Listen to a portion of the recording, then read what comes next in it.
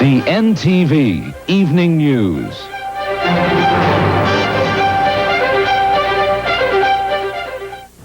Hello, welcome to the NTV Evening News. I'm Karen Shoebridge. And I'm Fred Hutton. Also this evening, Newfoundlanders in Fort McMurray. That story and much more over the next 30 minutes on the NTV Evening News. But first, our top story. Karen?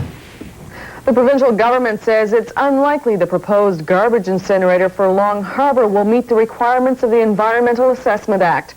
This is the closest the government has come to turning down the proposal. A similar project is being proposed for Labrador. That project has been registered, and today government said it wanted to make its position clear.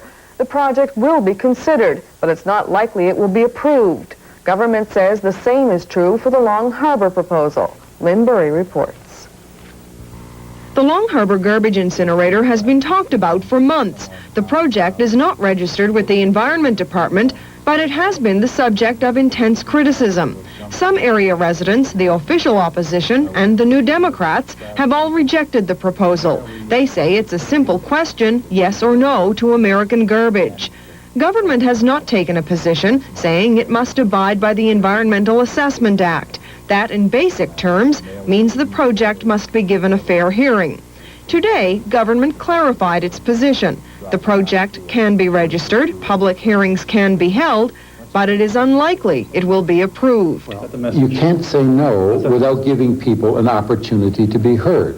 And I say to you, as I've told the people at Long Harbour, the cabinet will not prejudge this. And if they, as they feel confident they can, I have serious doubts. But if they feel confident they can meet the requirements, the standards to meet the sociological and biophysical concerns, okay, then they can meet the standards. Let them proceed if they want to. But they have to know, as I told them, that I don't think it's going to be a very easy task. Opposition House Leader Bill Matthews is describing government's approach as wishy-washy, and he says for opponents of the project, there is nothing to cheer about yet. If you read the statement, it doesn't say no. I mean, what they've said is, well, don't be too encouraged that the project will fly.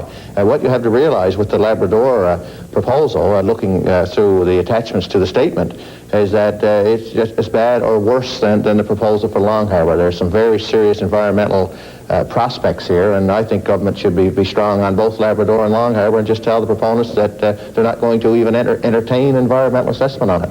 For NTV News, I'm Lynn Burry. A young boy has died after a snowmobile accident on the Port-au-Port Peninsula on Friday afternoon.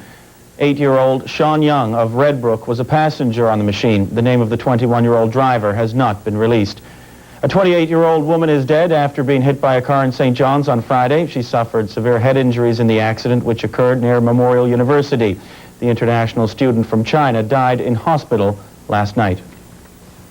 Retailers in Newfoundland are basking in something they've sorely missed the past couple of years, the warm glow of what appears to be restored consumer confidence in the economy. Christmas sales are well up over last year and over the year before. Some are hailing it as the beginning of a turnaround in what has seemed to be an endless recession. As Jim Tom's reports, surveys show people are spending more and being more selective than in former years. People are crowding the shopping malls and spending money, encouraged by the lures and trappings of the season. Everywhere you go, the tale of the sales tape is the same. Well, we found that over 50% of the stores were ahead of last year, and we also found that 31% were on a par with last year. What the Board of Trade found out in its survey is confirmed by mall managers. Well, we found the growth in the last 2 months extremely good. In majority of cases, sales are up over last year. In other cases, they're about par, and in very few instances, they are down. They call it consumer confidence. It's the kind of thing that is essential to getting out of the recession. People are doing it, spending money, but going about it in a selective way. Back to basics, taking a hard look at prices. Margins, people are getting better value, and the fact that people are are buying more basic merchandise than they had before. They're back to basics, and the retailer is responding accordingly. Are they paying much attention to prices, or is that a big Price is a factor. There's no doubt about that. When you get a downturn in the economy, people are very price conscious. And I think when this recession is over, that people are going to remain price conscious. Something very noticeable is that many people are paying in cash, probably reflecting income from the fishery compensation package. The package that was given to the fishermen last year was very positive in the sense that there's almost like a guaranteed income, and people knew what they were getting and they're able to spend. There's a lot of cash. The credit sales are strong as usual, but there's an awful lot of cash sales going on out there this year as compared to last year.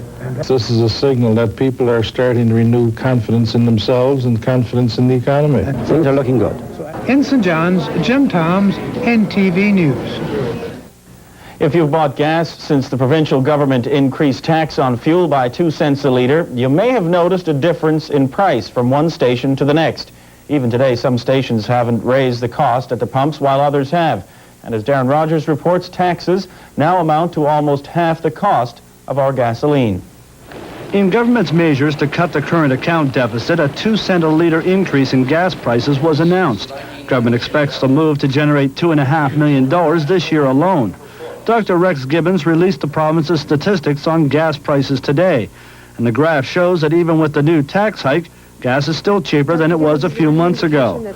Dr. Gibbons says he expects the price of gas will drop again despite the 2 cent increase. Now, and in noticing what's happening with crude oil prices, I believe the last price that I saw a few days ago was in the $18 to $19 per barrel range, and there's no indication that there's going to be any major increase in crude oil. So certainly our present prices seem to be where we should stay, maybe with competition, maybe a continued gradual decrease. But around St. John's and Mount Pearl today, there was quite a variation in the price of gas. In some places, it's as low as 56.4 cents a litre, or as high as 59.9 cents.